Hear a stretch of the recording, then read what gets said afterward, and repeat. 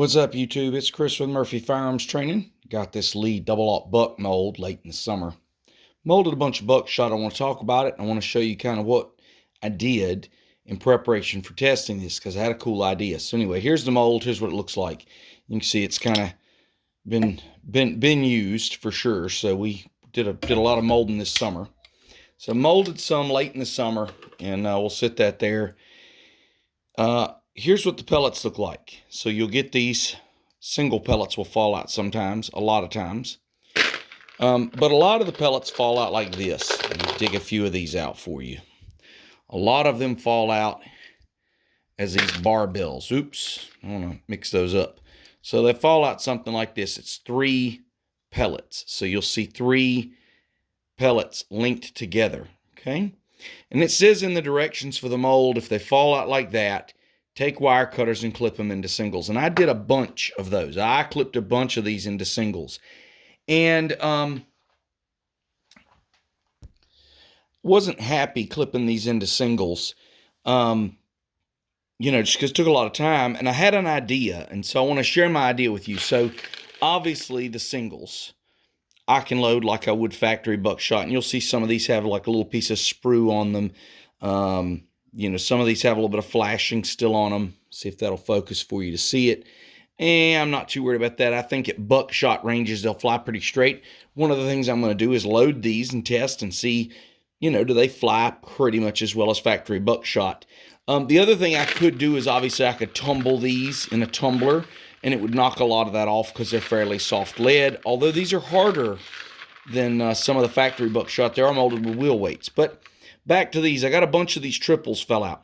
And I was cutting them with wire cutters, and I stopped and I saved a container full.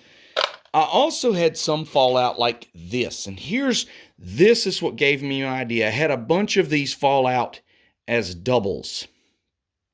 So you see these doubles here. And a lot, and I say a lot, almost exclusively, the buckshot I load is number 8 buck.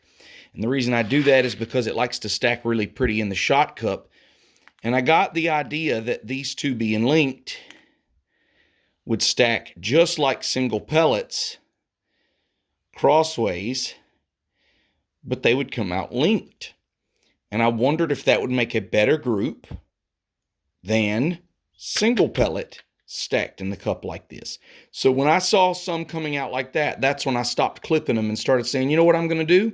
I'm going to sort them. So I'm going to load some number 8, some 8 pellet buck with these linked doubles like that, okay? And I'm going to load some 8 pellet buck with the singles loaded like that, okay? That crisscross pattern that they love to make in a 12 gauge wad. And compare, number 1, what does it look like on paper? Do these things stay together in flight? And then number 2, do these pattern any better than the doubles?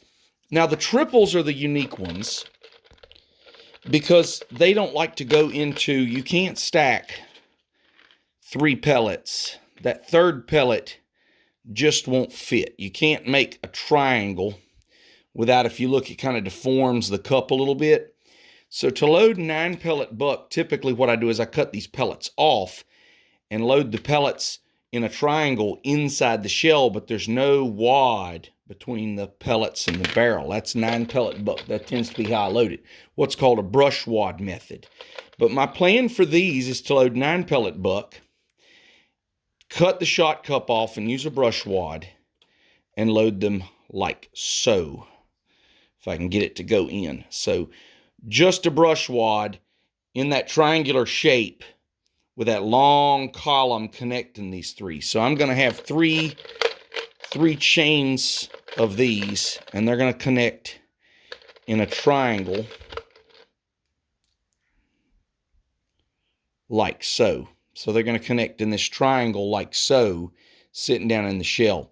And those are all connected. And I don't know if they'll stay connected in flight or if the propulsion will break them loose and they come out as 9 single pellets. I don't know. And so I'm going to load these up like that, and I'm going to try. I'm going to use the same powder charge for all 3, and I'm going to use the same wad for all 3. So I'll load these 8 pellet buck, see how they compare to factory buckshot with the same powder recipe. I'll load my doubles, 8 pellet buck, but, you know, connected, see how they do. And then I'll load these triples up as 9-pellet buck and see how they do. And the question is, do the doubles and the triples pattern any better than the singles? Do you get this chain of 2 or 3 shells that hit the paper, possibly causing more damage? Or am I better off to just clip everything into singles and leave them? So that's kind of the science experiment that I'm going to do with this molded Lee buckshot. And then the other thing I'm going to do is I'm going to compare penetration of this, which is molded with wheel weights, to penetration against a Hornady, which is a softer lead buckshot, and see, do these penetrate deeper?